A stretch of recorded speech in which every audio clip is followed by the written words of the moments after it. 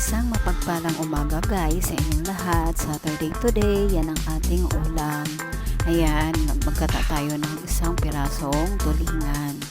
Yan, naghiwa na rin ako dyan ng ating luya.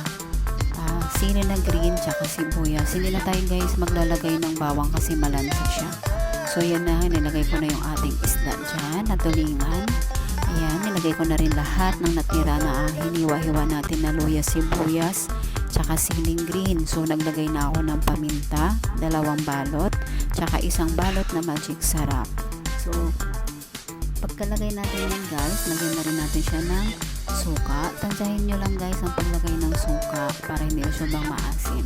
So naglagay na tayo ng asin tsaka ng tubig. So pagkalagay na natin ng ating tubig dyan, magbubukas na tayo ng apoy natin. Ayan na siya, kumukulo na siya guys. Pagkakulo na natin yan, tinikman ko na siya dyan, di pa paso-paso pa lola nyo. O ayan, lalagay na natin yung ating mama koko na yan. Yan. Kasi mahirap maggata guys, kaya yan na yung binili ko para madali. Huwag na natin pahirapin yung ating buhay. Oy, okay na yan. Yan, pagkakulo, pakuluan ulit hanggang sa tumuyo-tuyo siya ng kaunti. So ayan, kumunti na yung ating sabaw.